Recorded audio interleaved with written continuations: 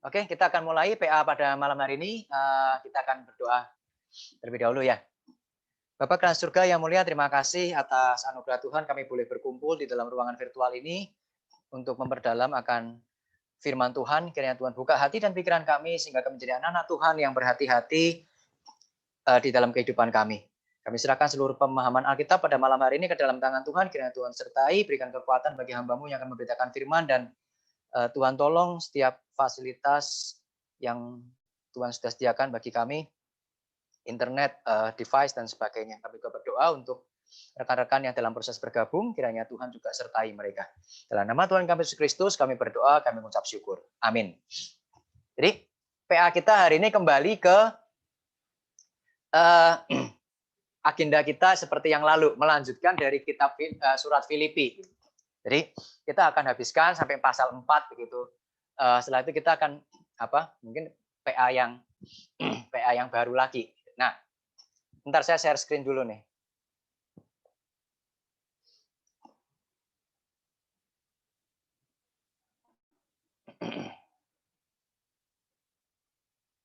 Oke. Jadi tema kita hari ini kita bicara tentang guru-guru palsu. Sebenarnya guru-guru palsu adalah sebuah masalah yang klasik di dalam kehidupan bergereja. Itu bukan masalah baru, tetapi sudah masalah ketika bahkan sebelum Tuhan Yesus datang, perjanjian lama, bukan guru-guru palsu, tetapi nabi-nabi palsu yang memberitakan sesuatu yang Tuhan tidak beritakan.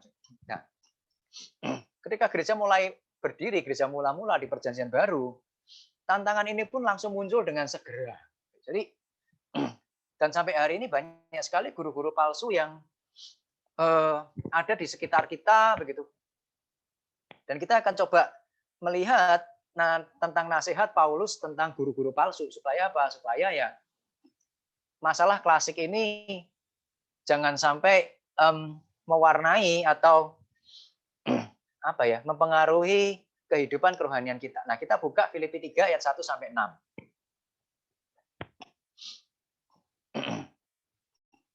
Akhirnya saudara-saudaraku, bersukacitalah dalam Tuhan. Menuliskan hal ini kepadamu tidaklah berat bagiku dan memberi kepastian kepadamu. Berhati-hatilah terhadap anjing-anjing. Berhati-hatilah terhadap pekerja-pekerja yang jahat. Hati-hatilah terhadap penyunat-penyunat yang palsu. Karena kitalah orang-orang bersunat yang beribadah oleh Roh Allah dan bermegah dalam Kristus Yesus dan tidak menaruh percaya pada hal-hal lahiriah. Sekalipun aku juga punya alasan untuk menaruh percaya pada hal lahiriah. Aku itu maksudnya Paulus. Jika ada orang lain yang menyangka dapat menaruh percaya pada hal lahiriah, aku lebih lagi. Disunat pada hari ke-8. Itu artinya dia melakukan tradisi perjanjian lama dari Israel. Dari bangsa Israel. Dari suku Benyamin. Orang Ibrani asli. Tentang pendirian terhadap Taurat, aku seorang Farisi. Tentang kegiatan aku menganiaya jemaat. Tentang kebenaran dalam mentaati hukum Taurat, aku tidak bercacat.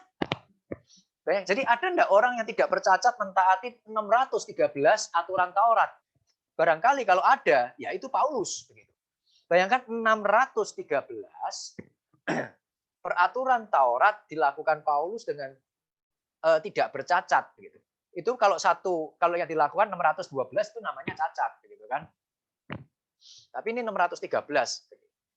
Tapi dia tidak bercacat, luar biasa kehidupan keagamaan Paulus. Nah, kembali ke sebelum-sebelumnya karena kita libur beberapa bulan untuk topik ini, bukan untuk PA begitu.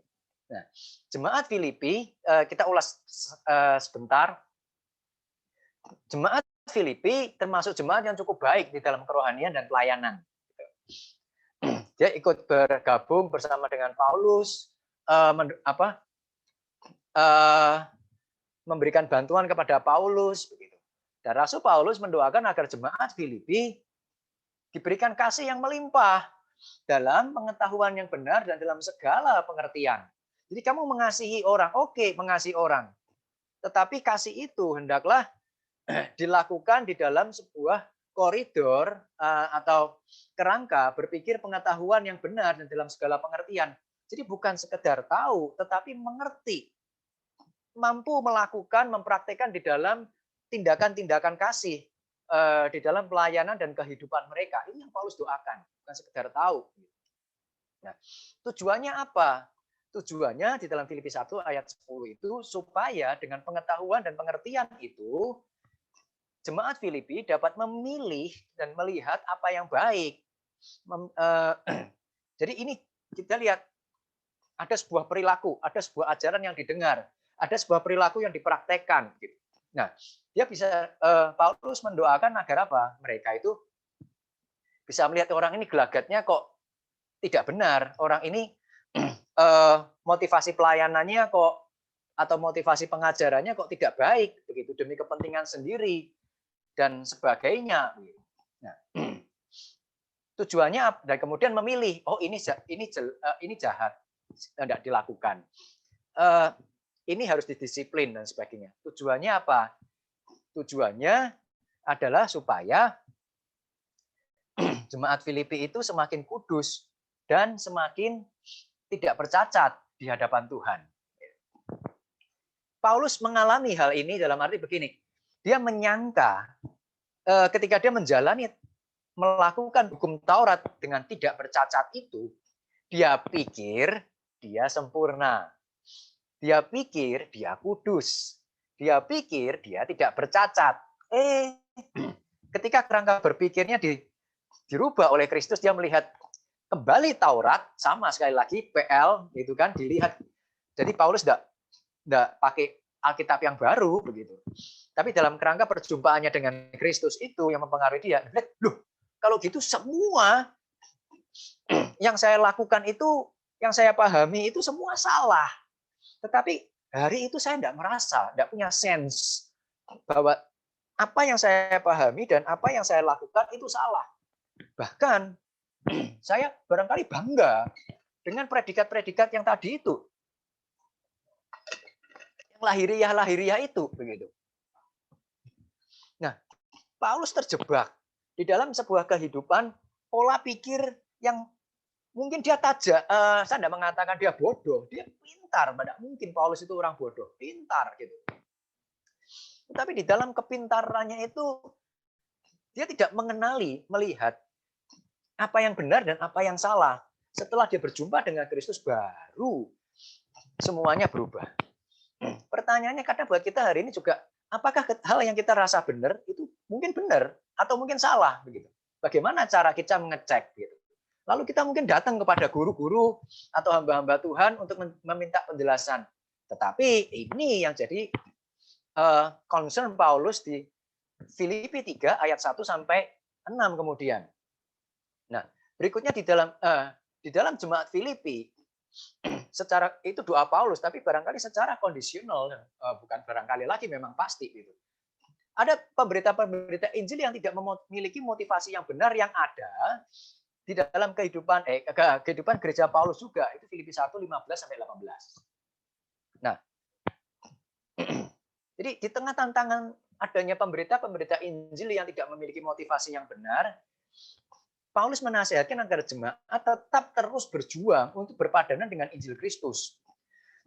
Jadi concernlah, fokuslah pada kehidupan yang berpadanan dengan Injil Kristus. Jadi apa maksudnya? Maksudnya adalah ajaran dan teladan yang tidak benar dari pemberita-pemberita Injil yang motivasinya salah itu jangan sampai menghalangi kita untuk tetap hidup di dalam kebenaran firman Tuhan. Hilangnya teladan, kurangnya teladan, adanya tantangan tidak boleh membuat jemaat Filipi dan tentu kita juga untuk apa? Untuk kemudian hidupnya juga ikut-ikutan melenceng. Nah, jadi di tengah kesenjangan ini, ketegangan ini antara pemberita yang salah atau beritanya benar, tetapi motivasinya yang salah, dan itu rentan untuk dibiaskan begitu, dipelencengkan gitu ajarannya kan. Nah, jemaat Filipi diminta untuk berpikir kritis terhadap berbagai macam pengajaran dan kepekaan untuk melihat, nah ini dia masalahnya. Motivasi dalam hati seseorang Jadi bukan sekedar perkataannya disesuaikan dengan Alkitab, tetapi bukan kehidupannya dan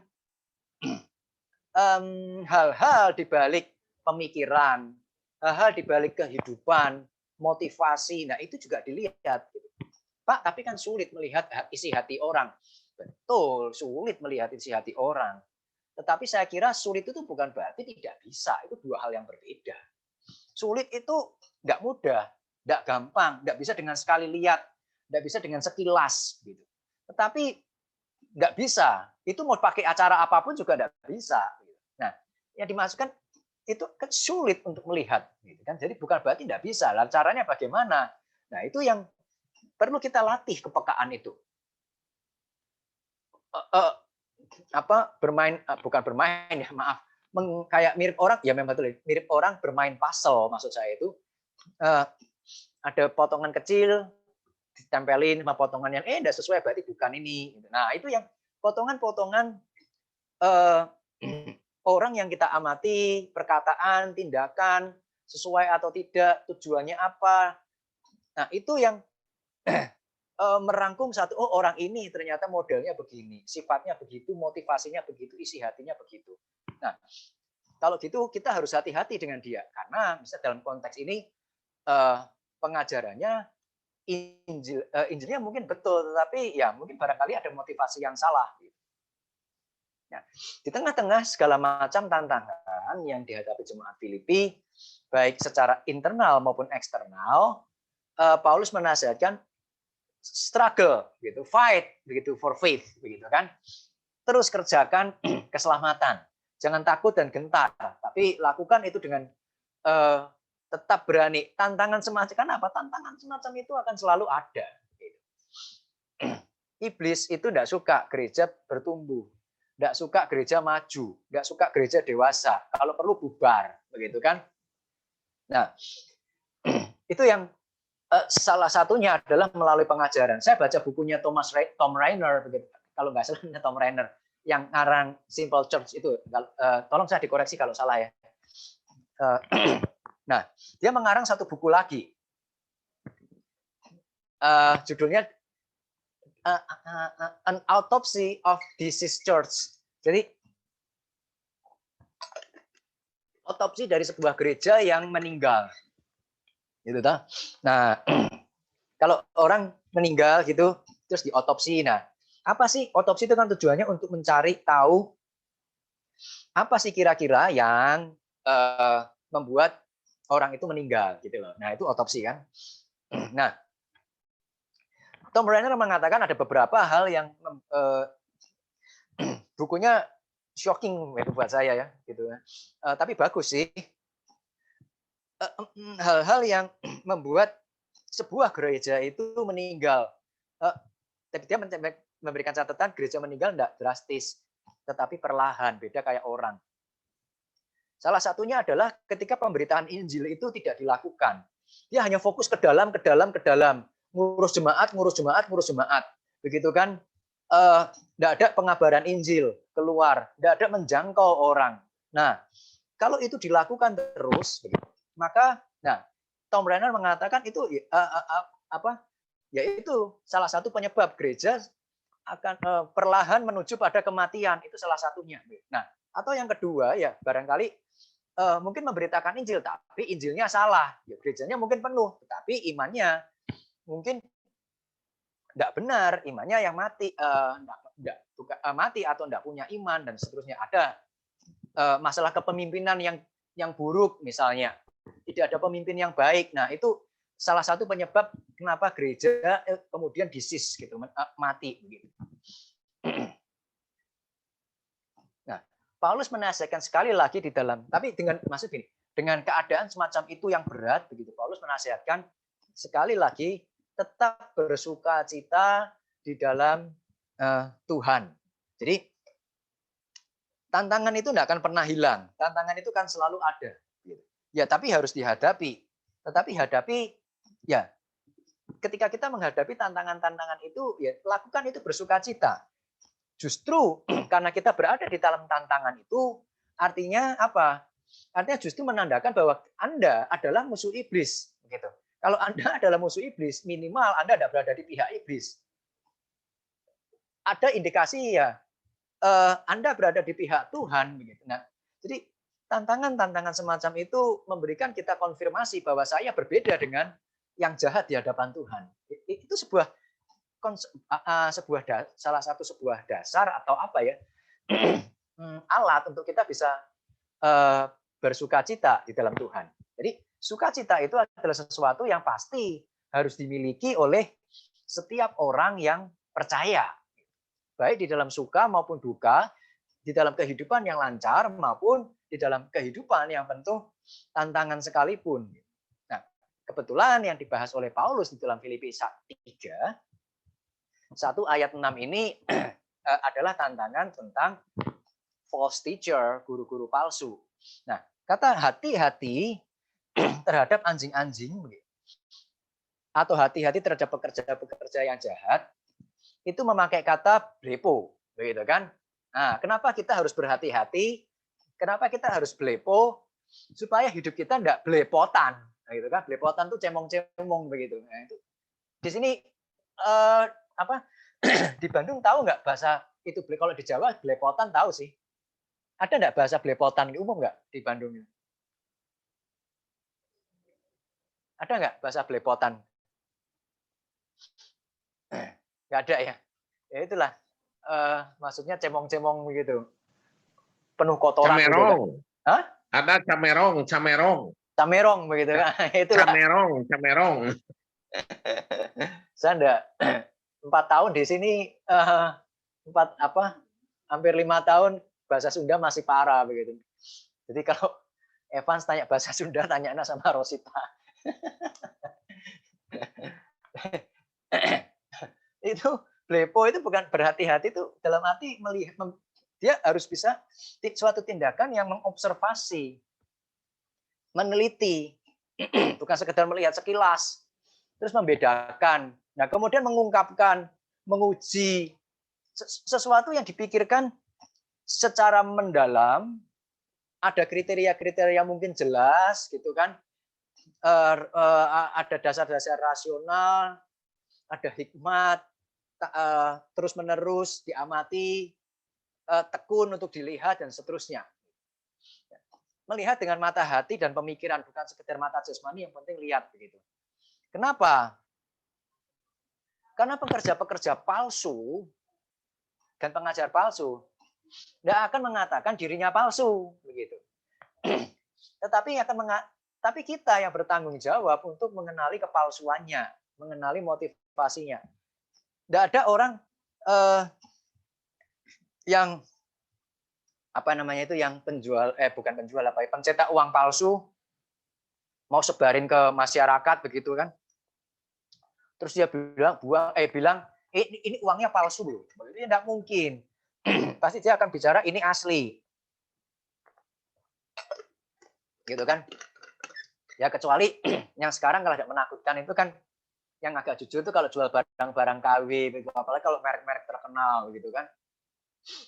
LV, Louis Vuitton begitu. Nah, kalau yang KW ngaku ini KW, makanya ada tulisannya LV begitu, bawahnya Sukaisih misalnya. Nah, jadi mereknya barangnya kelihatannya sama, mereknya sedikit lain gitu kan. Itu yang asli sama yang palsu. Tapi pada umumnya pekerja dan pengajar yang palsu, dia tidak akan menyatakan dirinya palsu. Jadi jangan harap kita bisa dengan mudah mengenali kepalsuannya. Dan pekerja dan pengajar palsu yang pintar, dia apa bedanya pekerja palsu, pengajar sesuatu yang palsu tapi berkualitas dengan sesuatu yang palsu tetapi tidak berkualitas? Bedanya di mana? Kira-kira tahu nggak? Dua-duanya palsu, gitu kan? Tapi palsunya berkualitas, sama palsunya nggak berkualitas, begitu. Kira-kira bedanya di mana sih? Ada yang mau kasih jawaban nggak? Pendapat? Bedanya palsu yang bagus sama palsu yang jelek itu diukurnya apa? Begitu.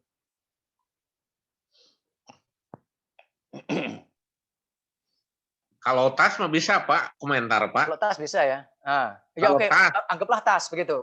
Tas palsu yang tas KW yang bagus sama tas KW yang jelek, bedanya di mana tuh? Oh, bedanya gampang, Pak. Gimana? Nah, Misalnya, coba. sekarang kalau perempuan, Ah, contoh ya, dia punya tas asli atau palsu. Kalau hujan, kira-kira ditaruhnya di mana, Pak? oh, Kalau kehujanan. kalau asli dikempit begitu, kalau palsu Ya, kan di atas kalau palsu pasti ditaruh di atas kepala, Pak. kepala. Kalau asli kepalanya biar kena hujan. Iya. Bisa juga tuh. Tapi intinya adalah sesuatu yang palsu, yang bagus, tapi palsu itu semakin mendekati asli, tapi tidak asli, gitu kan? Yang palsunya jelek semakin jauh dari asli. Pengerja-pengerja yang palsu, pengajar-pengajar yang palsu itu menampakkan kehidupan yang ajaran yang dibalut dengan sesuatu yang asli, sesuatu yang baik. Maka kalau nggak salah seorang teolog bernama Raffi Hakaryas mengatakan sebuah kebohongan yang berdampak hebat gitu kan adalah sebuah kebohongan yang dicampur dengan kebenaran. Tidak akan seluruhnya bohong. Dan itu yang terjadi. Gitu. Semakin menakutkan adalah semakin kelihatan asli. Jadi dibutuhkan hikmat dan kepekaan terhadap kepalsuan. Gitu kan. Ada analisa kritis. Ada kemampuan untuk mengobservasi dengan baik. Di ayat yang kedua, Paulus mengatakan terhadap anjing-anjing, hati-hatilah terhadap pekerja-pekerja jahat dan penyunat-penyunat yang palsu. Itu ada di mana? Bukan sekedar ada di luar, barangkali ada di dalam gereja Filipi, begitu sama yang di Filipi 1 ayat 15-18 tadi. Nah, anjing-anjing di masa itu biasanya tidak bertuan, biasanya kecuali di dalam kehidupan orang-orang Romawi itu biasa mereka pelihara anjing dan biasanya di pelangnya itu ada tulisan beware of the dog begitu kan, hati-hati terhadap anjing, awas anjing galak begitu. Kalau enggak punya anjing tapi yang galak istrinya ya awas istri galak gitu, hati-hati gitu kan. Nah, itu bukan, tapi di Israel bukan peliharaan rumah tangga. Jadi siapa yang anjing-anjing itu awasi, layani, ya dia enggak ada. Nah, kita minta seorang baca mungkin di Roma 16 ayat 18. Minta seorang baca yuk.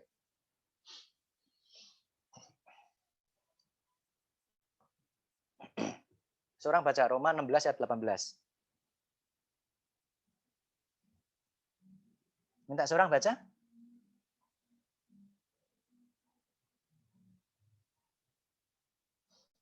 Halo? Roma 16 ayat 18. Sebab orang-orang demikian tidak melayani Kristus, Tuhan kita, tetapi melayani perut mereka sendiri. Dan dengan kata-kata mereka yang muluk-muluk dan bahasa mereka yang manis, mereka menipu orang-orang yang tulus hatinya. Nah, tadi dikatakan apa? Mereka tidak melayani Tuhan kita, tetapi melayani perut mereka sendiri. Jadi melayani kepentingan mereka sendiri dengan Cikyok dengan kata yang manis dan apa? Muluk-muluk ya? Yang muluk-muluk. Terus mereka lanjutnya apa itu? Bahasa mereka yang manis, mereka menipu orang-orang yang tulus hatinya. Mereka menipu orang-orang yang tulus hati. Jadi kata yang muluk-muluk, yang kata-kata yang manis enak didengar nggak? Enak. Begitu. Tapi itu menipu. Nah, pertanyaannya begini sekarang. Di dalam Roma 16 ayat 18, pertanyaan saya adalah di dalam Roma 16 ayat 18 loh ya, bukan yang lain. Siapa yang ditipu oleh orang-orang yang tidak melayani Kristus tapi melayani perut mereka sendiri itu? Siapa yang ditipu? Menurut Roma 16 ayat 18. Ayo. Siapa yang ditipu? Mereka menipu siapa itu? Siapa yang ditipu di situ? Kalimatnya Paulus di dalam Roma 16:18. Orang-orang yang macam apa itu?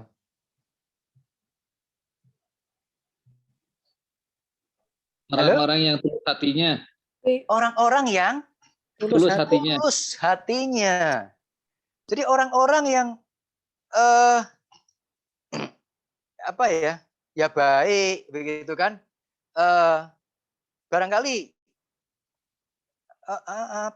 sebentar. 16 ayat 18. orang-orang yang bahasa saya begitu, orang-orang yang polos begitu. Nah, itu tadi saya mau kepikir mau pakai kata apa begitu. Kata-kata yang polos, yang baik begitu. Nah, jadi mereka itu sasaran-sasaran yang empuk begitu. Orang-orang yang bisa dimabukkan dengan kata-kata yang manis, kata-kata yang menghibur, memuji dan sebagainya. Tetapi tujuannya kenapa? Ya, supaya mereka ya barangkali misal supaya ajarannya yang salah bisa masuk ke mereka, lalu dia diterima dengan baik, ya supaya dia dapat sesuatu yang ya mungkin materi yang lebih dan sebagainya. Tetapi yang penting adalah ya itu yang penting dia dapatkan sesuatu, dapat materi, dapat apapun lah yang pamor dan sebagainya. Tapi ya dengan cara yang menipu begitu toh. Nah, itu cara orang guru-guru palsu yang melayani perut mereka sendiri, kepentingan mereka sendiri. Nah, anjing-anjing juga dapat dipahami dengan orang-orang yang pemikirannya tidak murni. Ya itu betul juga, tidak bertentangan dengan yang menggambarkan dengan penggambaran orang-orang yang melayani perut mereka sendiri. Pikiran mereka kan tidak murni melayani orang lain, tetapi mencari keuntungan pribadi. Gitu. Nah, lalu pekerja-pekerja yang jahat, pakai kata kakos, begitu kan? Kalau kakos kita ingat apa itu kata kakos? Kata apa? Kalau saya ingatnya jadi kata kakus, begitu. Kakus itu kan kotor begitu. Nah, yaitu memiliki orang-orang yang memiliki karakter yang kotor, pemikiran yang kotor, pemikiran yang jahat dan keliru. Nah, tetapi kata kakos, yang jahat itu yang macam apa sih begitu loh? Pemikiran yang jahat atau yang keliru itu yang macam apa sih orang-orang kakos ini begitu? Nah, itu orang-orang yang dipahami, didefinisikan dengan orang-orang yang menyusahkan orang lain, orang-orang yang merusak, gitu. Nah, ada pekerjaan pelayanan bagus, dirusak, begitu kan? Orang-orang yang berbahaya atau orang-orang yang menghambat pekerjaan Tuhan, menghambat pelayanan. Nah, ini orang-orang yang jahat, orang-orang yang pekerja-pekerja yang jahat yang dimaksud Paulus tadi. Bukan mendukung, tapi kontraproduktif terhadap pekerjaan yang baik. Nah, ini harus hati-hati dengan orang-orang yang semacam ini. Pemikirannya keliru, pemikirannya menyusahkan, bukan membangun, merusak, bukan mengamankan kehidupan rohani, malah membahayakan, bukan memajukan pekerjaan pelayanan, malah menghambat begitu. Nah, Paulus hati-hati dengan orang-orang semacam ini. Atau penyunat-penyunat palsu. Nah, itu lebih tegas lagi mengerucut kepada pengajar-pengajar Yudaisme yang masuk ke dalam gereja Filipi. Mereka mengharuskan seseorang itu harus bersunat kalau menjadi bagian umat Allah. Yang kamu sembah itu kan kitabmu kan kitab ini, kitabnya orang Yahudi Perjanjian Lama. Nah, yang kamu sembah otomatis kan juga, kan saya bicara menurut mereka ya, Allahnya orang Yahudi. Nah, orang Yahudi punya tradisi kalau mau menjadi umat Allah dari Allah Yahudi, gitu kan, ya harus sunat, gitu. Nah, mereka menjalankan, memaksakan untuk sunat-sunat secara jasmani. Nah, balasan Paulus adalah di dalam ayat 3. Kitalah orang-orang bersunat, beribadah oleh Roh Allah dan bermegah dalam Kristus Yesus dan tidak percaya pada hal-hal lahiriah. Jadi ketika Paulus mengatakan kita ini orang bersunat, apakah mereka benar-benar bersunat secara lahiriah? Barangkali tidak semuanya, dan Paulus juga tidak menyuruh mereka untuk bersunat gitu. Secara lahiriah maksudnya.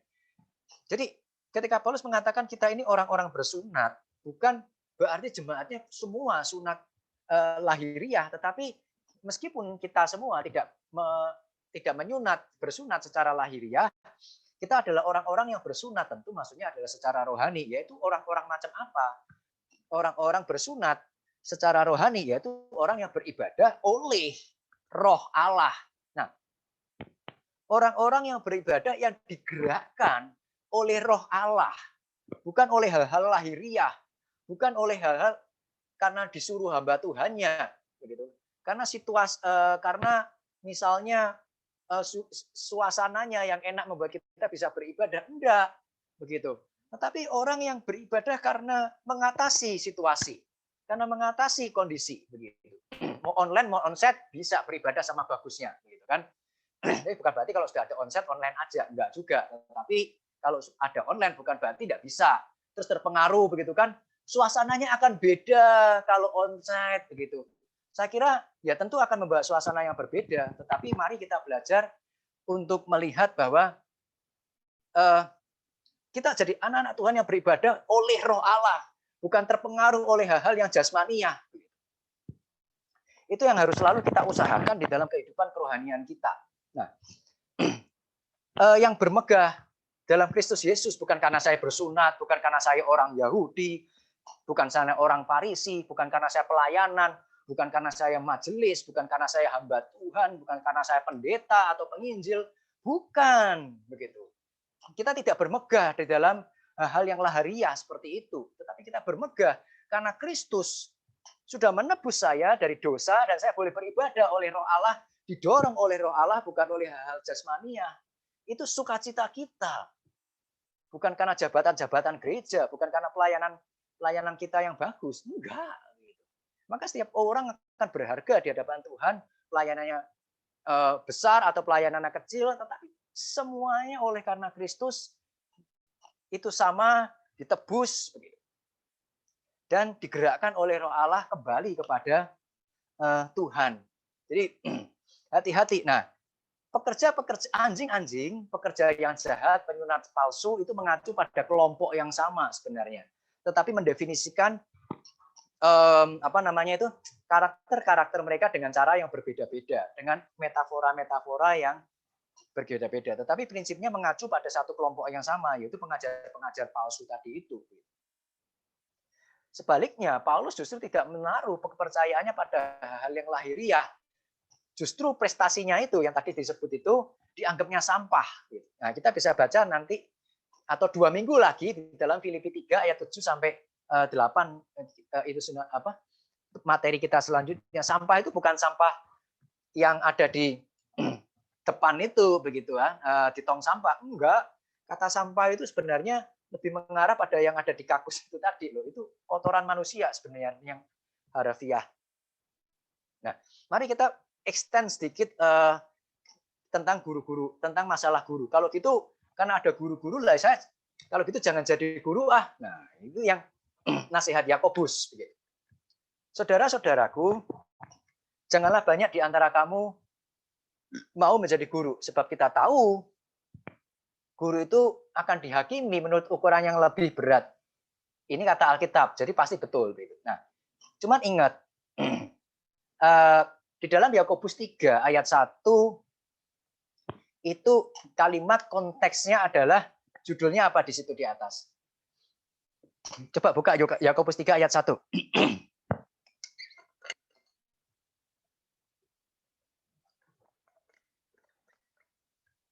Konteks judulnya apa itu? Di situ ada sih. Dosa karena lidah. Dosa karena lidah. Jadi ketika Yakobus mengatakan jangan orang yang suka orang yang mau jadi guru itu kan karena diukur lebih berat. Itu dalam konteks dosa karena lidah. Kenapa? Karena dosa karena lidah itu dihubungkan dengan peran seorang guru. Karena ya tadi dosa karena lidah itu bukan sekedar omongannya memfitnah, omongannya jorok dan sebagainya, enggak. Tetapi juga dosa karena lidah itu berkaitan dengan mengajar orang lain, gitu toh. Jadi guru yang mengajar orang lain itu kan macam-macam. Guru itu mengajar seorang murid, iya di sekolah, guru sekolah minggu begitu. Dan orang tua mengajar anak. Jadi orang tua dalam hal ini guru bukan? Guru.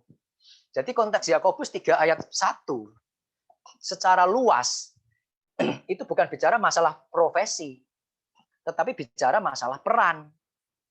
Kalau masalah peran, problemnya bukan prestasi, bukan profesinya, tetapi ketika dia menjalankan seorang peran sebagai seorang guru yang mengajar, sama seperti misalnya orang tua yang ngajarin anaknya, ayat 3, Yakobus 3 ayat 1 berlaku di situ.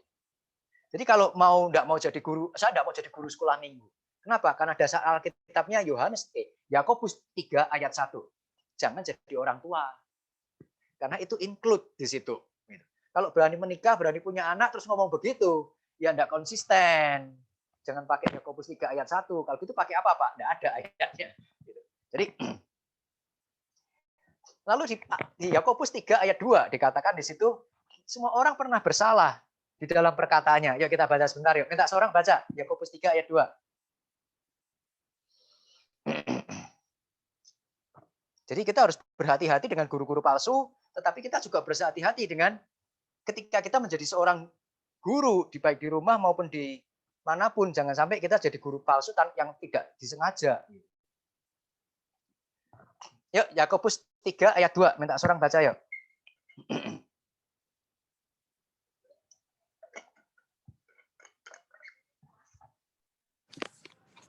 Yakobus 3 ayat 2. 2, betul. Sebab kita semua bersalah dalam banyak hal.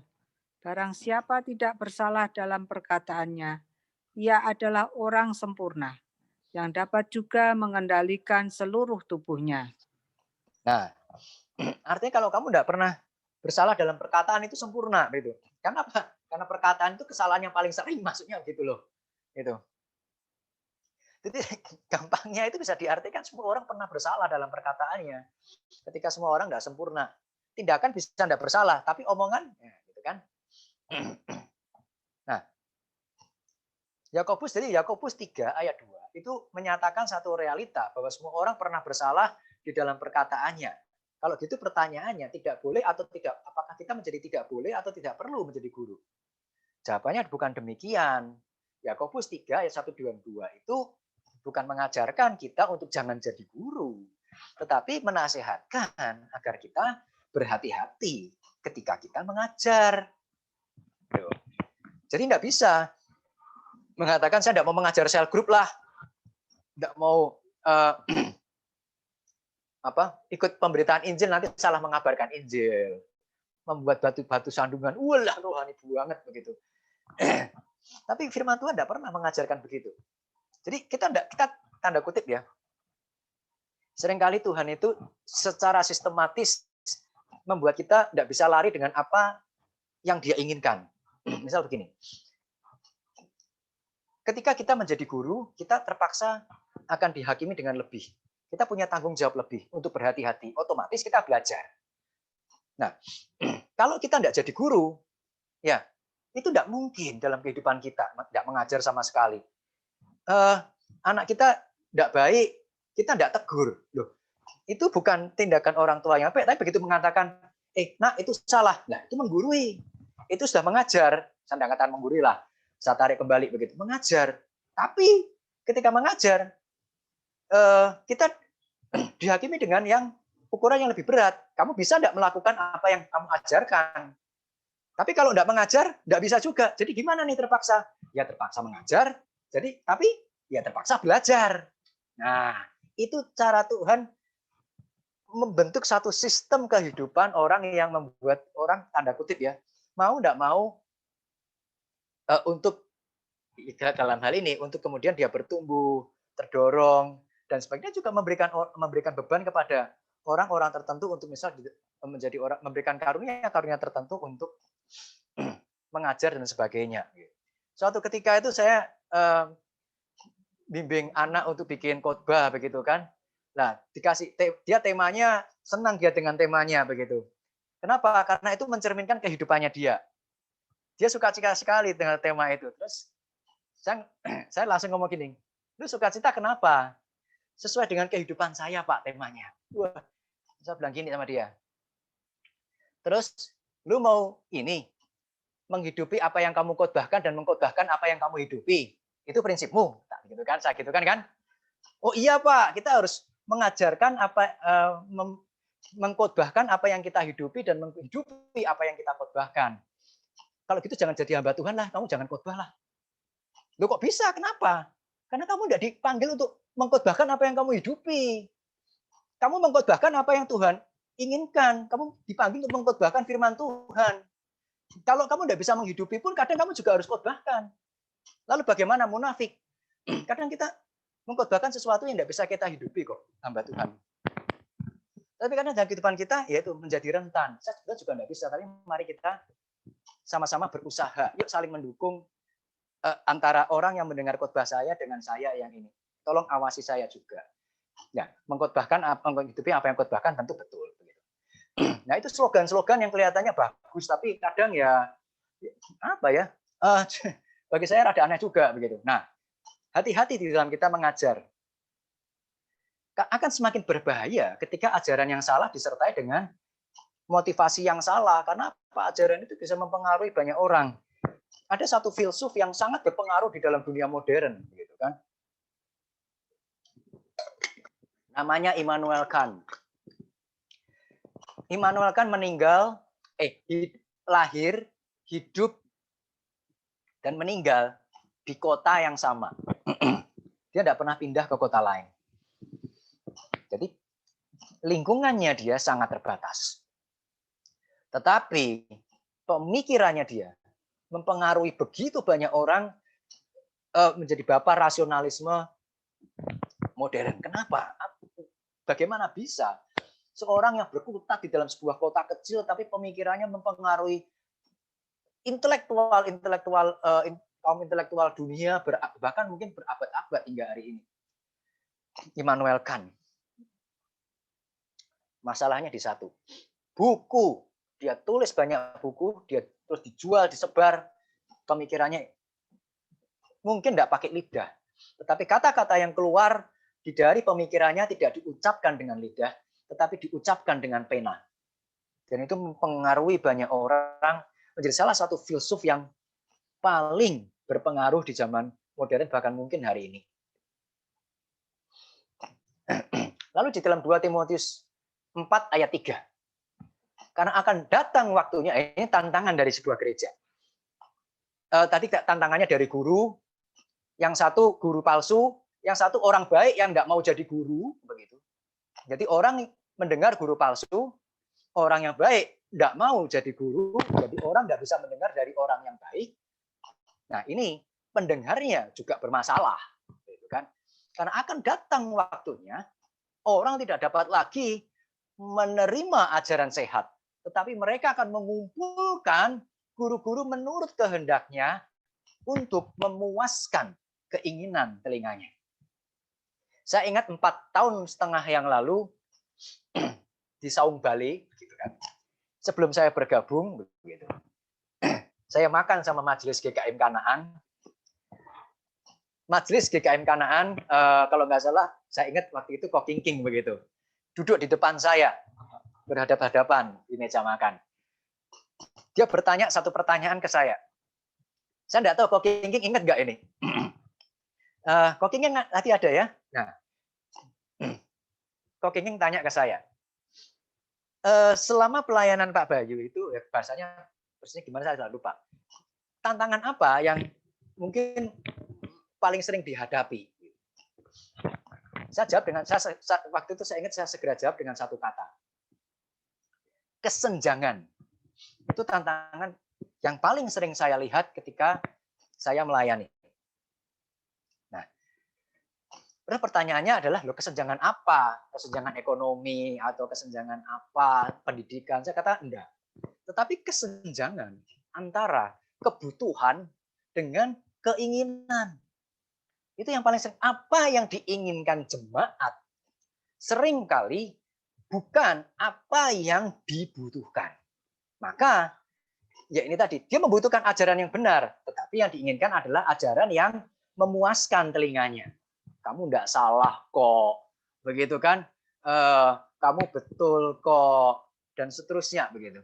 Padahal memang benar-benar salah. Nah ini jadi gurunya ya palsu, hatinya yang jemaatnya juga hatinya juga kadang ya memang sengaja cari yang palsu begitu supaya apa?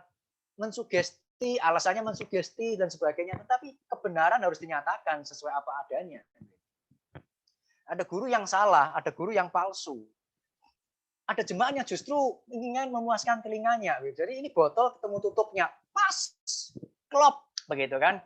Maka guru palsu ketemu jemaat yang model begini, ya kelasnya, gerejanya tenang pasti. Kenapa? Klop, yang satu memuji-muji, yang satu dipuji-puji, karena dipuji dia lebih loyal, ya, karena loyal dia dapat lebih banyak, yang satu klop. Gerejanya tenang, tentram, damai. Kenapa?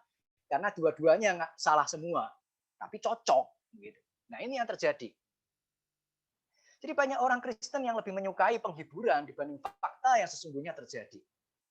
Menyukai motivasi yang salah, pembenaran terhadap kesalahan, penghiburan dibandingkan dengan fakta dan kebenaran yang sejati. Gereja yang semacam ini bukan sekedar gereja yang going to disease, bukan mungkin yang akan mati. Barangkali memang sudah mati gereja semacam ini, begitu kan? Nah, 2 Petrus 2 Petrus 2 1 sampai 3. Minta tolong seorang baca yuk lagi lain. Itu kesempatan saya buat minum. 2 Petrus 2 1 sampai 3. Minta seorang baca.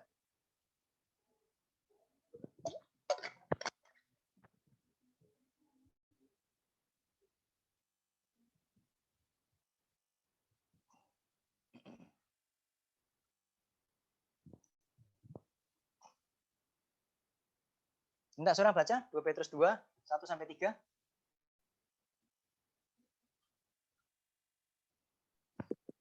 Petrus 2 ayat 1 sampai 3. Yep. Nabi-nabi dan guru-guru yang palsu. Sebagaimana nabi-nabi palsu dahulu tampil di tengah-tengah umat Allah, demikian pula di antara kamu akan ada guru-guru palsu. Mereka akan memasukkan pengajaran-pengajaran sesat yang membinasakan. Bahkan mereka akan menyangkal penguasa yang telah menembus mereka, dan dengan jalan demikian segera mendatangkan kebinasaan mereka. Banyak orang akan mengikuti cara hidup mereka yang dikuasai hawa nafsu, dan karena mereka jalan kebenaran akan dicari. Dan karena Satan itu akan berusaha dari kamu dan cerita-cerita isapan jempol mereka. Tetapi untuk perbuatan mereka itu hukuman telah lama tersedia. Kebinasaan kita akan tertunda. Nah, jadi apa yang ingin Rasul Petrus ini perlihatkan, nyatakan adalah bahwa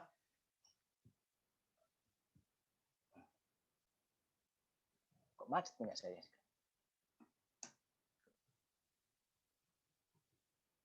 Nah, Petrus ingin mengajarkan bahwa keberadaan guru-guru palsu yang mengajarkan sesuatu yang tidak sesuai dengan kebenaran itu adalah masalah klasik yang selalu ada di dalam gereja. Sebagaimana nabi-nabi palsu dahulu tampil di tengah-tengah umat Allah, itu berarti kan dulu sudah ada, bentuknya lain, namanya nabi-nabi palsu. Demikian pula di antara kamu akan ada guru-guru palsu. Kesesatan itu kadang bukan sekedar dimulai di luar sana, enggak. Kesesatan itu kadang dimulai dari gereja. Dari gereja yang mana? Kesesatan mulai dari mimbar kadang. Nah, dari mimbar dari mana? Yang ada di balik mimbar, hamba Tuhannya. Hamba Tuhannya dari mana? Ya dari produknya, dari produksinya dari mana? STT-nya. Gitu kan. Maka kenapa gereja kemudian bisa, kemarin ada seminar tentang homoseksualitas gitu. Saya ikut gitu kan. Jadi katanya di survei yang terakhir gitu. 9 dari 10 orang Kristen menyetujui di Amerika, menyetujui bahwa homoseksualitas itu bukan sebuah kelainan. Itu normal, itu bukan dosa dan sebagainya. Jadi wadahi itu dengan baik. Jangan dilarang dan sebagainya. Itu 9 dari 10. Orang Kristen bisa berpikir dari mana? Salah satunya kan dari mimbarnya. Jadi itu kan masalah klasik yang selalu ada di dalam gereja. Cuman seringkali ya itu tadi. Masalah yang selalu muncul itu seringkali dibungkus, disembunyikan, dan dibuat sebagai sesuatu yang tidak tidak kentara dan seakan-akan itu bukan masalah begitu. Yang penting kan damai, gerejanya rukun, akrab, ada pelayanan, saling membantu, sudahlah. Ajaran itu tidak penting, yang penting kan prakteknya. Nah, ini contoh-contoh gereja yang mulai berada di dalam bahaya. Masuknya ajaran yang tidak benar. Bisa jadi salah satunya misalnya melalui kemalasan dan hilangnya kemampuan kritis dari pemimpin dan gereja dan jemaat. Pemimpinnya malas belajar, jemaatnya malas belajar. Gitu. Yang penting kebaktian, selesai, ya sudah. Gitu. Terus pemimpinnya juga tidak kritis, begitu. Tidak mementingkan ajaran, begitu. Tidak mementingkan kualitas pengajaran, ya sudah, pelan-pelan itu akan dimasukin. Kalau tidak kritis, ya dimasukin sesuatu yang mirip dengan yang asli, ya tidak tahu bedanya, dan akhirnya dengan, oh ya benar juga ya, begitu kan, akhirnya terpengaruh. Begitu. Melalui kurangnya dapat masuk melalui kurangnya kualitas pengajaran dalam gereja. Nanti saya bilang, yang penting prakteknya bukan ajarannya. Itu slogan-slogan yang keliru. Maka hati-hati gitu. Dulu misal kayak katekisasi, kenapa dibuat 6 bulan? Kalau tata gereja dirubah jadi 9 bulan, ya pasti katekisasi saya akan rubah jadi 9 bulan. Supaya apa? Supaya pengajaran katekisasi itu di dalam gereja kita itu apa? Semakin kokoh, kualitasnya juga semakin bagus, bisa semakin luas, bisa semakin mendalam karena waktunya juga lebih lama misalnya. Nah, kenapa? Tujuannya apa? Ya tujuannya ini, mengikuti nasihat Paulus. Hati-hati dengan guru-guru palsu yang dapat menyimpangkan ajaran-ajaran yang bahkan mungkin membinasakan. Jadi kualitas pengajaran di dalam katekisasi dan sebagainya harus menjadi sesuatu hal yang utama dibanding selera jemaat. Selera jemaat kan maunya cepat katekisasi selesai, kalau perlu 2 bulan selesai, 1 bulan selesai, begitu kan. Tapi yang dibutuhkan mungkin katekisasi 20 bulan barangkali. Yang diinginkan 2 bulan, lalu bagaimana itu harus dijembatani. Nah itu yang menjadi, makanya tadi saya bilang, kesulitan gereja hari ini dan dulu juga sama saja, adalah orang-orang massa yang dipakai oleh iblis untuk apa? Memasukkan ajaran palsu yang mematikan gereja. Yang membuat gereja disease, yang membuat gereja meninggal, gitu kan? Imannya mati, meskipun hidupnya kelihatannya ada.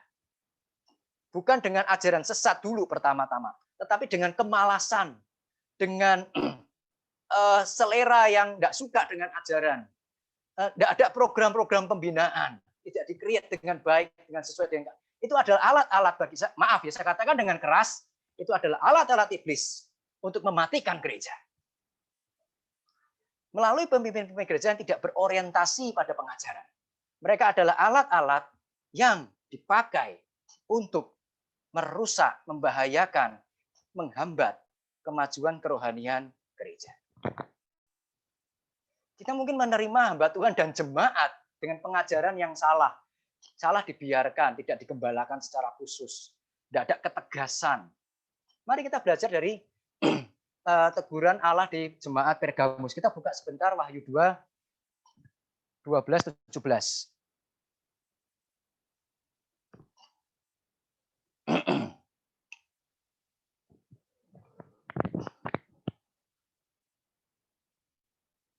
Ayat 15 terutama.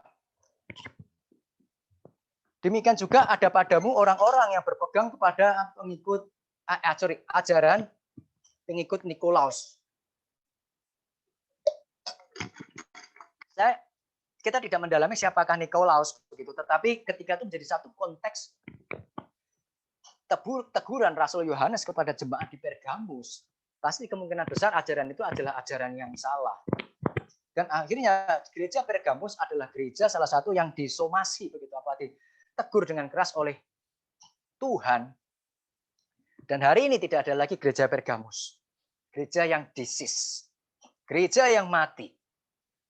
Gereja Pergamus adalah satu contoh gereja yang mati, tanda kutip saya katakan bahkan dimatikan oleh Tuhan karena tidak berpegang pada pengajaran-pengajaran yang benar, pada pengajaran-pengajaran yang berkualitas. Mari hal yang kita renungkan hari ini adalah ajaran sesat adalah sesuatu masalah tantangan klasik bagi kehidupan umat Allah, baik secara individu di luar gereja maupun di dalam gereja. Itu dibawa oleh pengajar-pengajar sesat. Tidak jarang mereka masuk ke dalam gereja. Mereka memiliki motivasi yang salah, mencari keuntungan sendiri, cari muka, tidak peduli dengan kerohanian umat Allah. Yang penting dia disukai, yang penting dia mendapatkan keuntungan.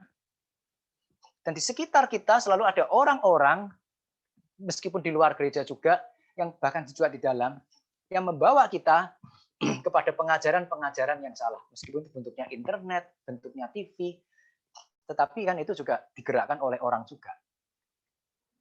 Atau membawa kita bukan membawa pada pengajaran yang salah dulu, tetapi membawa kita kepada semangat tidak mau belajar. Semangat tidak mau belajar adalah salah satu awal kita terjebak di dalam pengajaran yang salah. Jadi mari kita memiliki sense of danger. Kepekaan terhadap bahaya. Seekor binatang yang enak-enakan makan di padang rumput dan kehilangan sense of danger-nya begitu.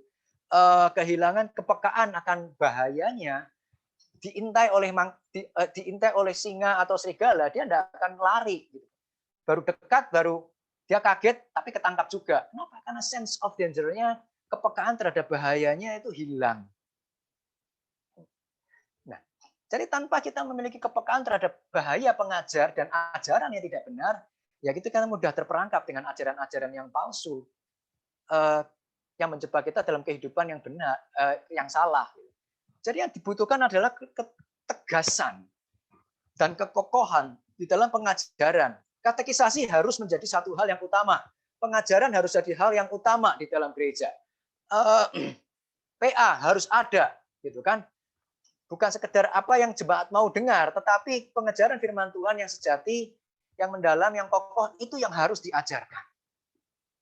Dan biasanya pintu masuk mereka adalah pengajaran dibawa oleh pengajar dan pemimpin di dalam gereja. Jadi pilih pengajar dan pilih pemimpin yang memahami pengajaran yang sehat dan baik, mampu mengaplikasikan di dalam kehidupan sehari-hari. Kita mau pilih pemimpin gereja, mau pilih, kalau hamba Tuhan, pilih hamba Tuhan, sinode menyediakan wadah gitu kan, ada percakapan teologi. Nah, itu untuk tes. Ini pengajarannya benar apa enggak. Gitu. Nah, tapi bagaimana dengan majelis-majelis? Jangan pilih majelis yang tidak tahu ajaran. Pilih majelis yang memahami ajaran yang sehat dan baik. Kalau tidak tahu pengajaran, ya jangan dimasukkan dengan tali. Ya kita juga tidak tahu kok. Berarti kamu harusnya jangan jadi majelis, begitu. Jangan jadi pengurus, belajar dulu.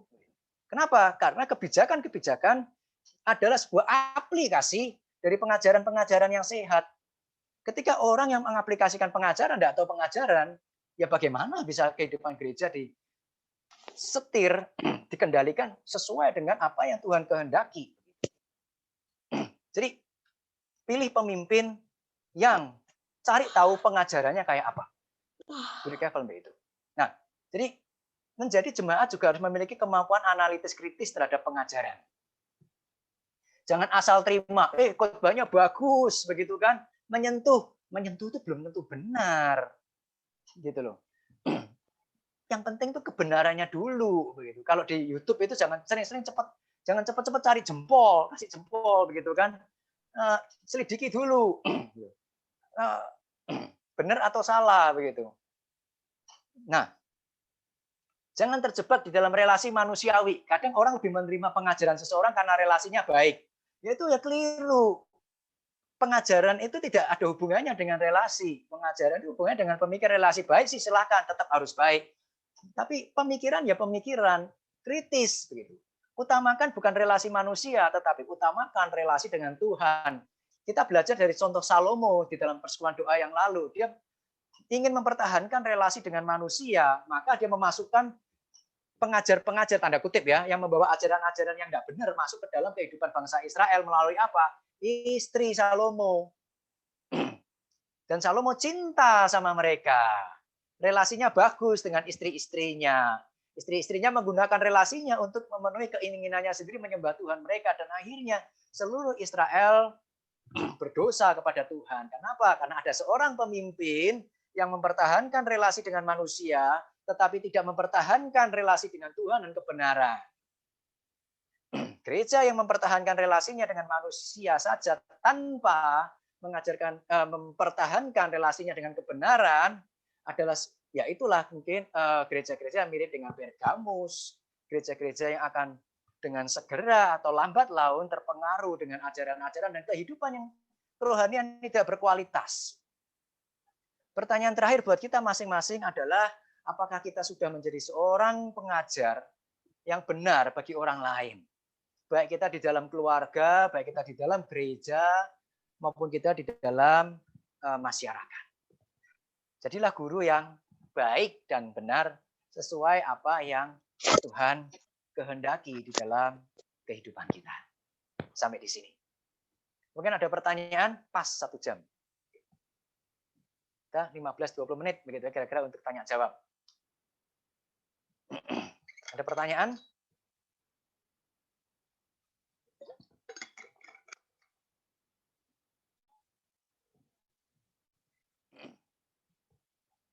Ada pertanyaan? Atau sesuai topik ini boleh, di luar topik juga boleh. Gitu.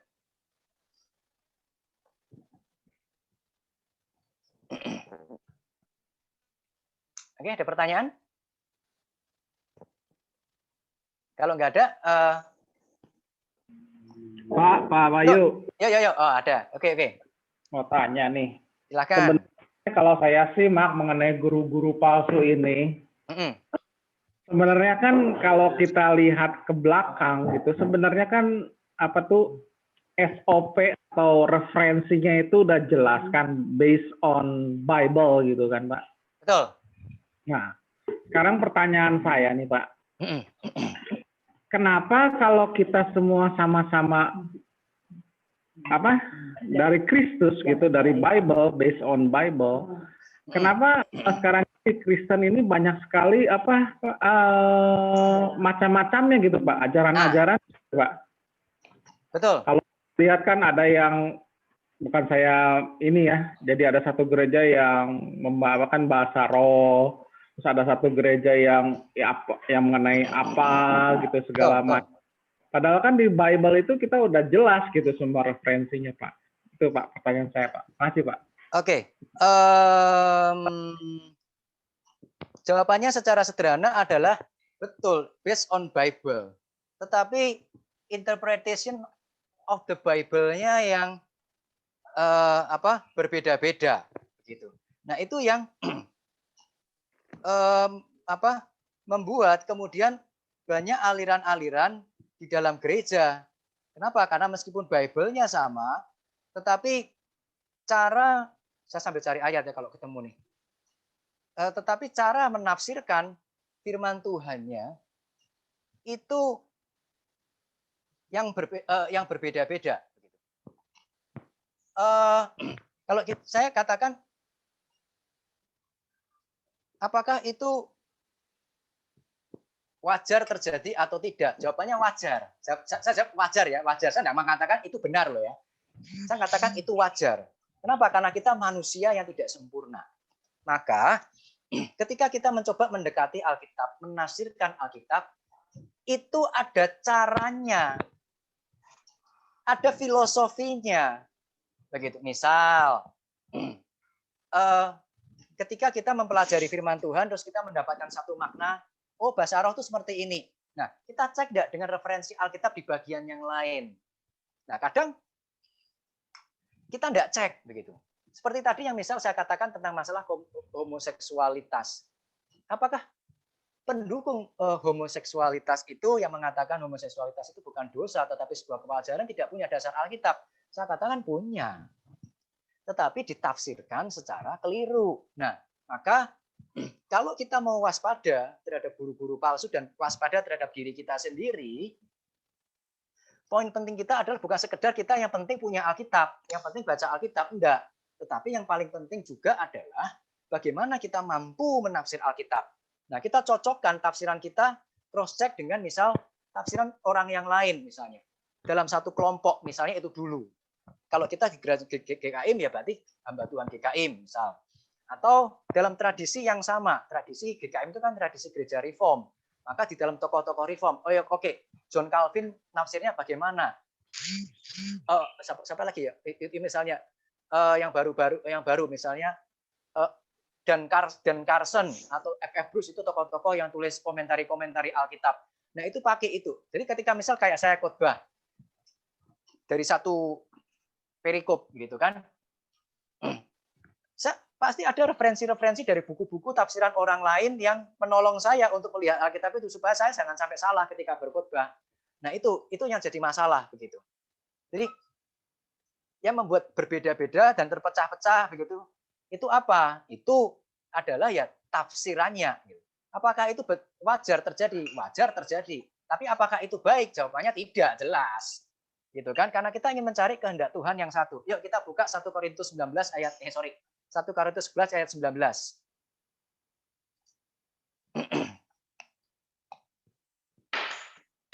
Minta seorang baca yuk. 1 Korintus 11 ayat 19.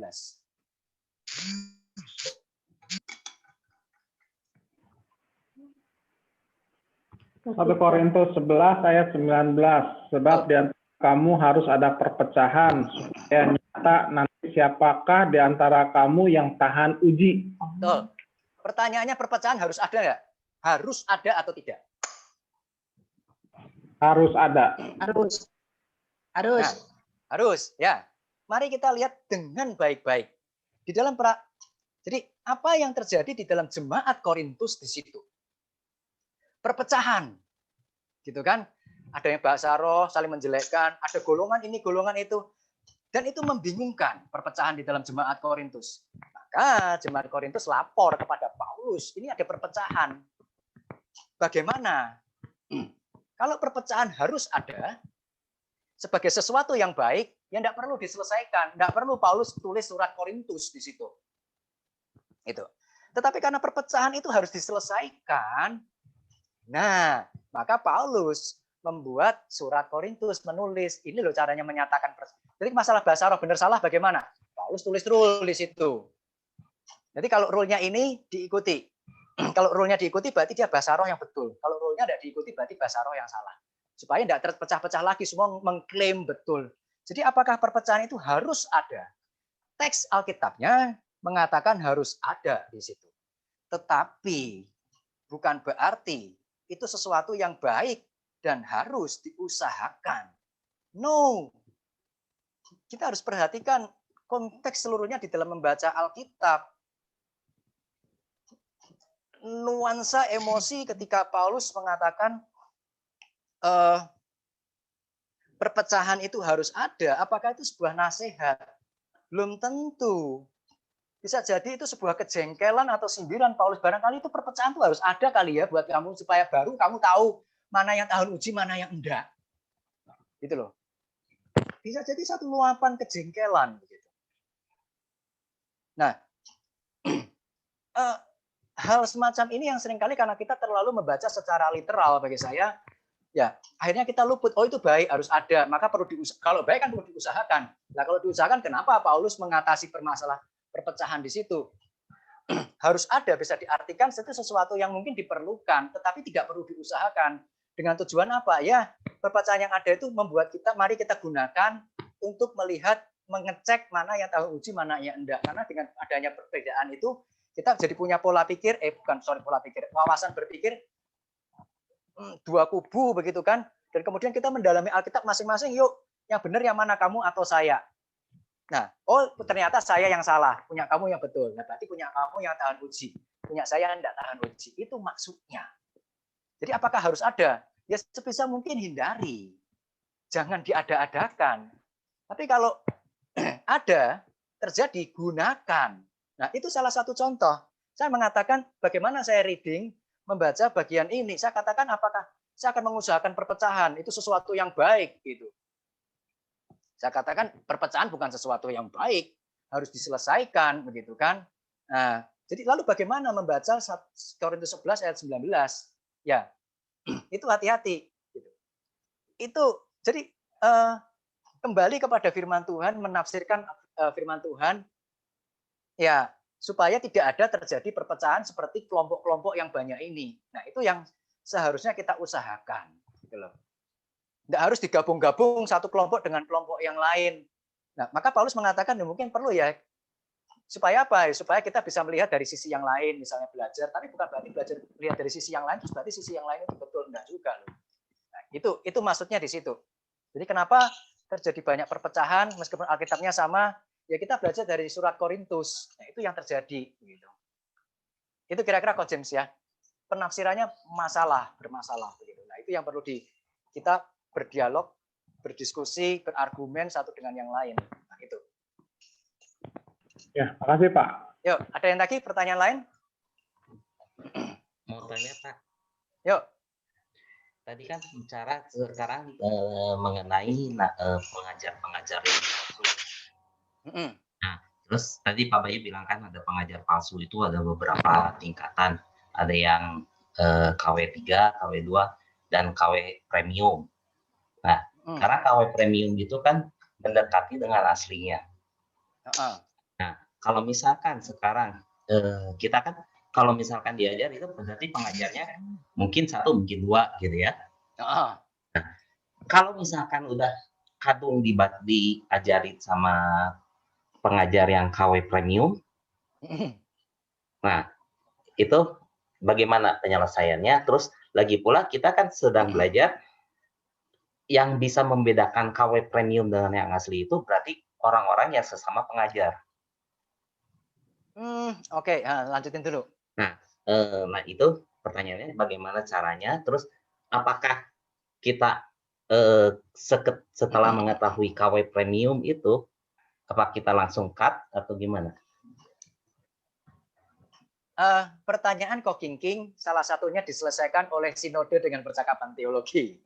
Supaya yang KW premium tidak masuk. itu tujuannya. Itu, ya. Jadi itu yang mau saya maksudkan adalah kita tidak sendiri. Kita bersama-sama. Kita itu bukan satu gereja, enggak jemaat satu, tapi jemaat banyak. Ada majelis, ada hamba Tuhan. Satu gereja. Tapi kan kita punya jemaat dan punya majelis dan punya hamba Tuhan yang satu sinode. Gitu loh. Itu pentingnya sinode untuk bekerja, mengkoordinir, bekerja sama yang orang-orang yang tadi katakan pengajar. Saya tidak terlalu setuju dengan perkataan tadi, orang yang tahu pengajar palsu juga sama pengajar. Itu betul, tetapi tidak harus. Kalau itu harus, maka Paulus tidak menulis surat Filipi 3:1-6 karena itu dinasihatkan untuk jemaat, bukan untuk pengajarnya saja. Jadi bisa jemaat mengenali guru palsu yang KW premium begitu. Itu. Nah, satu itu kita bersama-sama. Itu pertama ya, kita bersama-sama, ada rekan, ada sinode yang menaungi, kita ada percakapan teologi. Saya nanti tanggal 2 ada percakapan teologi, teman yang mau masuk begitu ke GKIM. Yang kemarin itu 2 kali ada yang gagal, diulang lagi percakapan ulang gitu kan, untuk melihat ini tidak asal diterima. Tujuannya apa? Menghindari yang KW premium itu masuk begitu. Ada kecolongan nggak? Pernah ya, pernah, tapi langsung di-cut yang kejadiannya itu. Bukan premium sih, tapi di-cut. Jadi itu pertama itu. Lalu yang kedua, kita bukan sekedar tidak sendiri secara manusia, tetapi kita tidak sendiri bersama-sama dengan Roh Kudus, begitu. Dia yang akan mengingatkan kita kepada seluruh kebenaran.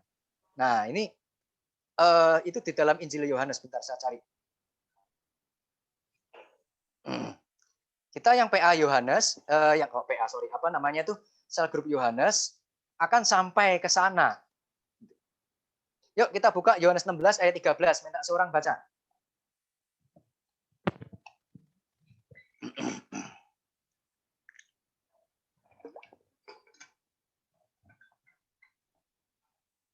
Yohanes 16 ayat 13.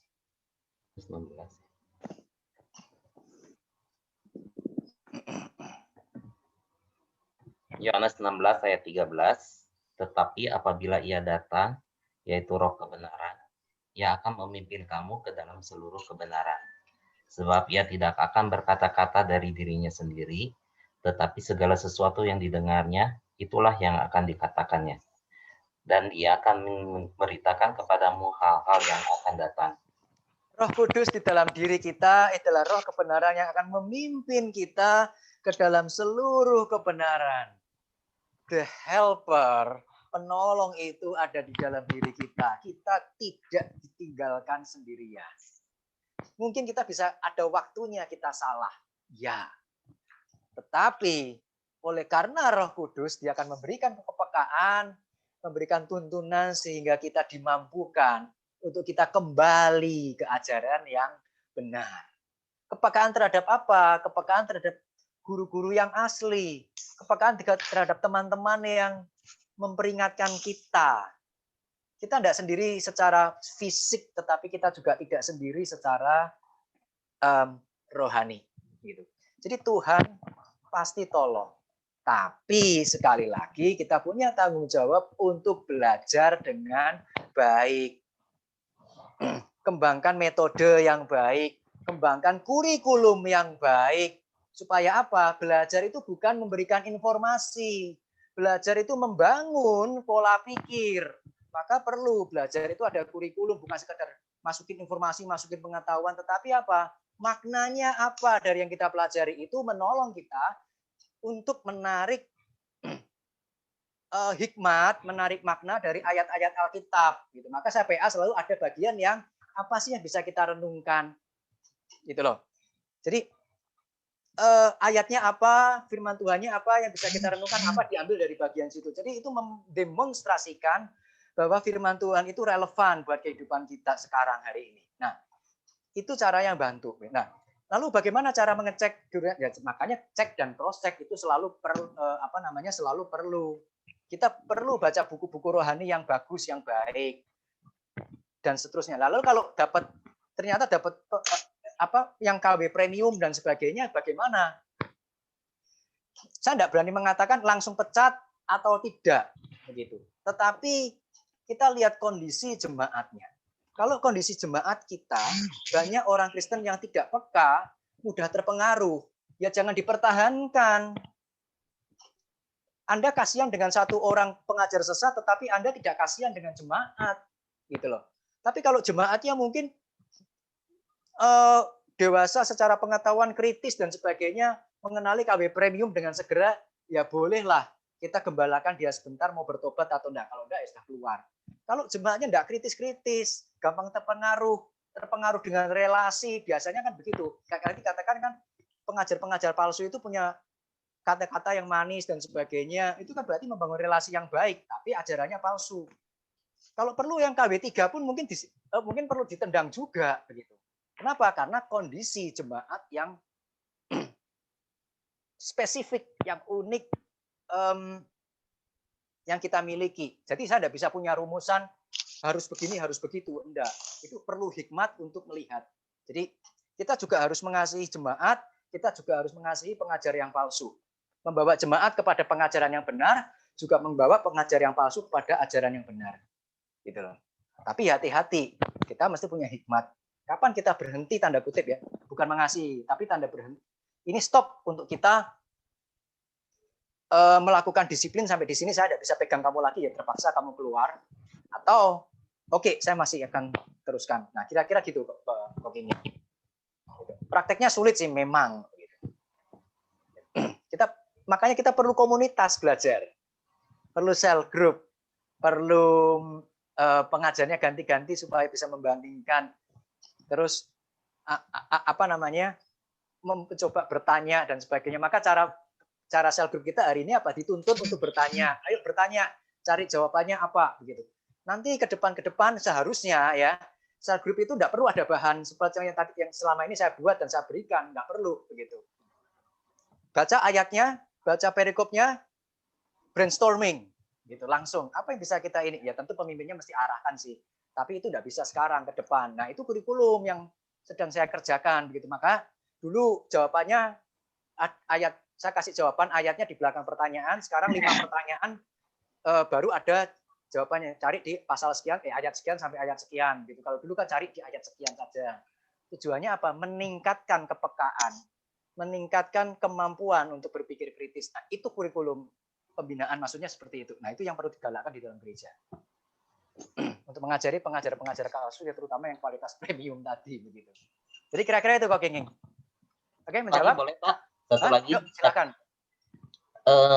Kalau begitu mungkin nggak kalau misalkan pengajar yang benar bisa menjadi pengajar yang palsu KW premium? Bisa. Karena ada perubahan motivasi, ada perubahan hati. Itu bisa. Wong Salomo aja kemarin kan di persekutuan doa saya bahas Salomo. Nah, tidak ada yang lebih berhikmat dari dia. Benar nggak? Saya hikmatnya sama Salomo, hikmat mana? Hikmat Salomo lah. Lah kalau Salomo aja bisa terpengaruh gitu, masa saya nggak bisa? Sombong amat. Gitu. Nah, itu contoh. Jadi apa namanya? Kok ya pas begitu ya. Kemarin saya bahas Salomo. Seharusnya saya tidak khotbah kemarin, tapi harusnya khotbah Yeni istri saya. Cuman masalahnya kalau dia khotbah setiap hari dia khotbah begitu dari hari Selasa sampai hari Minggu, gitu kan, kecuali Sabtu libur. Kasihan juga persiapannya, saya gantikan sebentar lah. Kok ya pas begitu kan dengan bahan hari ini tentang guru-guru palsu begitu. Jadi bisa, jawabannya bisa. Contohnya ya kayak Salomo itu yang berhikmat aja bisa berubah kok. Apalagi kita. Sebaliknya juga pengajar yang sesat juga bisa menjadi pengajar yang baik. Itu. Kalau beda penafsiran itu dimasukin kategori apa, Pak? Nah, kalau beda penafsirannya akhirnya mengajarkan hasil penafsirannya sesuatu ajaran yang sesat, ya namanya pengajar sesat, bukan sekedar salah tafsir. Gitu. Jadi kalau misalkan beda penafsiran tapi tidak mengarah ke sesat, berarti masih oke. Lihat dulu bedanya sampai sejauh mana. Kalau salah, misal nih, keselamatan bisa hilang dan tidak bisa hilang. Saya tidak mengatakan itu sesat ya, tetapi itu sudah salahnya agak besar. Gitu. Lalu keselamatan tidak bisa hilang, tetapi karena kita dipilih begitu toh. Tetapi saya pegang supralapsarian, yang satu infralapsarian. Nah itu udah kesalahan perbedaannya tidak segede perbedaan keselamatan bisa hilang atau tidak bisa hilang. Nah kalau di GKM Kanaan pegang keselamatan tidak bisa hilang, bisa hilang, tidak bisa masuk, begitu. Gitu. Tapi kalau pegang supra infra masih beda, masih oke. Jadi ya itu yang kita mesti hati-hati di situ. Ya. Perbedaannya nggak signifikan. Kalau misalkan signifikan, ya kita udah langsung waspada. Ya, kalau nggak signifikan juga perlu waspada juga. Akan terbawa kemana itu juga perlu hati-hati. Contoh ya bagi saya, orang yang mengajarkan keselamatan bisa hilang, orang lahir baru nggak, saya katakan masih bisa jadi iya. Tetapi orang yang mengajarkan misal keselamatan ada di luar Kristus, saya agak meragukan. Gitu. Nah, misalnya itu. Jadi ada ya tadi kayak yang Kok Kiking bilang itu ada apa namanya yang KW1, KW ini kesalahan pun ada gitu, enggak bisa dikebiah uya apa kebiah uya di sini apa ya? Generalisasi semua salahnya sama. Enggak bisa juga. Hamba Tuhan satu dengan yang lain pun secara pribadi enggak akan 100% sama. Itu wajar, tetapi ada hal-hal yang harus sama, ada hal-hal yang enggak bisa sama tapi kita bisa biarkan sebagai sebuah kekayaan. Nah, itu membedakannya itulah hikmat yang kita mesti harus hati-hati. Gitu. Itu Kok Kiking. Oke, thank you. Ada lagi? Enggak, thank you. Yang lain? Di luar topik boleh juga.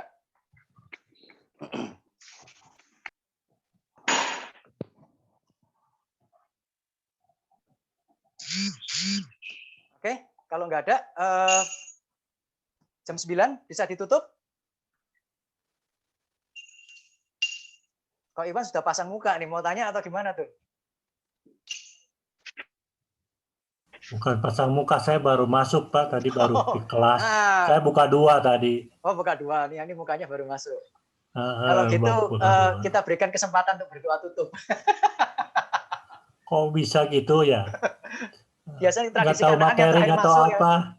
Ya. Saya nggak dengar loh. Tadi saya lihat tulisannya doang tadi. Oh, oke. Ada pertanyaan nggak lagi? Terakhir, boleh di luar topik. Boleh di luar topik.